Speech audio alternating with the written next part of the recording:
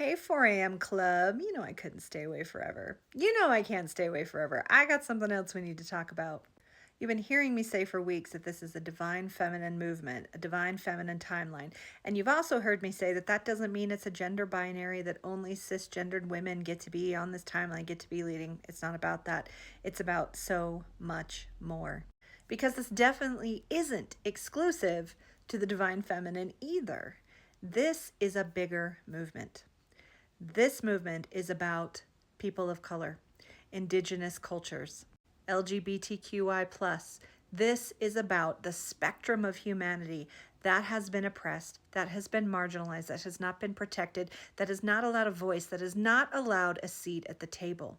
It is time for these communities and these cultures to be given their rightful place back as co-leaders of this new world we're creating together. So many of you people tagged me in the haka of the New Zealand legislator who spontaneously erupted into a haka, and everyone in the gallery joined her. And the only reason I didn't post that video is because literally every time I saw it, I would break into heaving sobs. Not just like a sparkly tear or truth dingles, like absolute guttural sobs. The power, oh, and I have chills right now talking about it. The power in that video, the power in that woman and that experience and what it represents is absolutely the future we are moving into.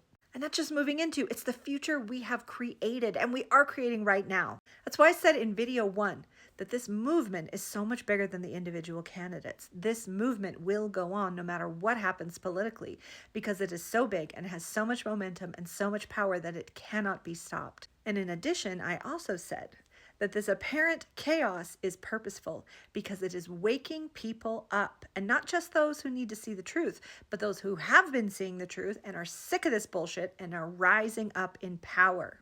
And that is what this movement is restoring the power into the hands of people where it has always belonged, especially those whose power has been taken away. And again, the only reason I haven't talked about this movement yet is because it's not my issue to talk about. I'm not going to hold the mic on this issue. This issue is for those who belong in those communities to be the voices of their movements. So that's only why you've heard me talk about the spiritual aspect and the divine feminine and the female aspect, because that is my journey. I get to speak on that. So I would love to hear from those creators, the BIPOC, Indigenous, LGBTQ+, all of those marginalized communities. Please share your videos with me and let me boost your voice, because these movements are happening in earnest even more now in the space of these apparent election results. It's getting louder, it's getting more fierce, and we're making our voices known. And this is what I'm here for, y'all. This is the shift. When we talk about ascension, about 5D, about the expansion of consciousness, this is it. It's not just a spiritual movement. It's not just a political movement. It's a movement in every facet of our community and culture. And it is happening, and I'm so here for it.